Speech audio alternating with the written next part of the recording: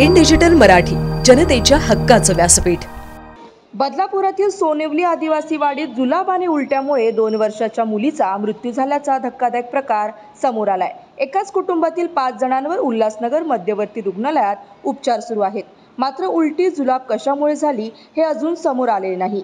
यात सपना मिरकुटे या 2 वर्षाच्या मुलीची दुर्दैवी मृत्यू झाला, तर घरातील 5 जणांना हाच त्रास झाल्याने त्यांना बदलापूर पालिकेच्या आशा सेविका आणि समाजसेवकांनी तत्काळ रुग्णालयात दाखल केले। ही माहिती पालिकेला मिळाल्यानंतर त्यांनी आदिवासी वाडीत मेडिकल कॅम्प घेत गावकऱ्यांची तपासणी केली।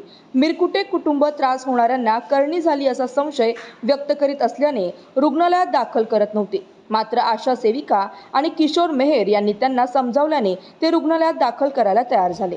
त्रास बिरास आधीवर काहीच नाही झाला ना, नंतर त्रास तर झाला।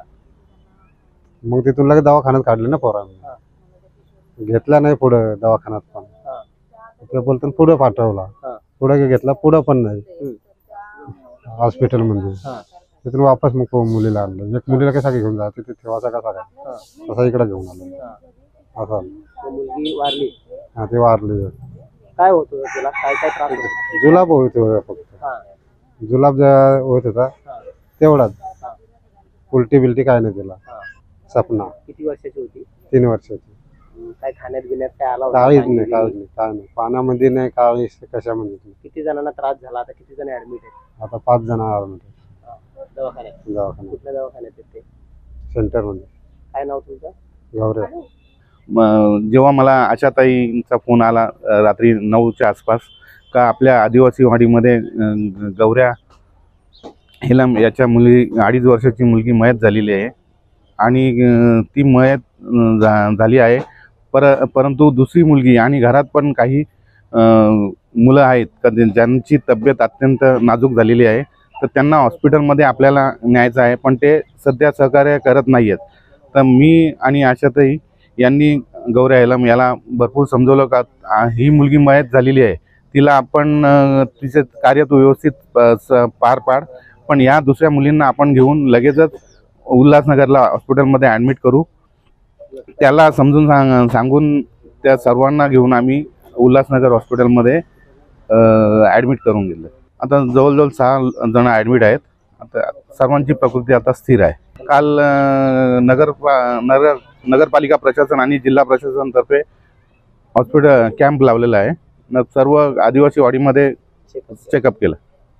मी आशा ममता मेहर, नगरपालिका दुबे हॉस्पिटल अंतर्गत आणि UPSC कात्रप अंतर्गत माझी या कार्यक्षेत्रामध्ये निवड झालेली आहे। आणि मला 7:45 वाजता जेव्हा कळालं की सदर कुटुंबावरती म्हणजे जेव्हा 2 वर्षाची डेथ झाली मुलगी, तेव्हा मी तात्काळ येऊन त्यांना ॲम्ब्युलन्सचं हे करून त्यांना उल्हासनगरला जाण्यासाठी प्रवृत्त केलं। आणि जे आपले समाजसेवक आहेत किशोर मेहर यांची मदत घेतली। तसेच माझे जे वरिष्ठ आहेत डॉक्टर अंकुश सर यांच्याशी कॉन्टॅक्टमध्ये राहून, स्टाफ नर्सशी कॉन्टॅक्टमध्ये राहून मी त्यांना तात्काळ इमर्जन्सीमध्ये उल्हासनगर सेंट्रल हॉस्पिटलला घेऊन गेले। त्यावेळेस सर एक मुलगी खूप अतिशय गंभीर अवस्थेमध्ये होती, तिला खूप अतिसार होत होता आणि म्हणजे तिने पूर्ण डोळे वगैरे वर फिरवले होते आणि इतरही फॅमिलीतील 6 मेंबरला तो त्रास होत होता। त्यामुळे मी सर्व फॅमिलीला एकूण 10 जणांना घेऊन डायरेक्टली तिकडे शिफ्ट केलं आणि त्यांनीही सुद्धा सेंट्रलवाल्यांनी 10 जणांना तिथे घेतलं, पण अतिदक्षता म्हणून 2 लहान मुलांना त्यांनी ताबडतोब ॲडमिट केलं आणि 2 मुलांना ऑब्झर्वेशनसाठी आणि फॅमिलीला ऑब्झर्वेशनसाठी ठेवलं। 2 वर्षाच्या मुलीचा घरीच डेथ झाला होता सर, आणि जी 4.5 वर्षाची मुलगी जी अतिशय सिरियस होती तिला आपण तिथे ॲडमिट केलं आणि तिची थोडी परिस्थिती आता सुधारली असं ऐकिवात आहे। ॲक्च्युली मी सुद्धा स्वतः गेलेली नाही, पण वरिष्ठांनी असं कळवलेलं आहे आणि बाकीची मुलंही सध्या फॅमिली मेंबरने सांगितल्यानुसार ते व्यवस्थित आहेत। आता सध्या 6 जण तिकडे आहेत। नाही सर, तसा प्राथमिक अंदाज नाही मी देऊ शकत आहे, पण म्हणजे फक्त जुलाब आणि उलटी होत होती एवढंच कारण मला कळालं, बाकी मी काही सांगू नाही शकत।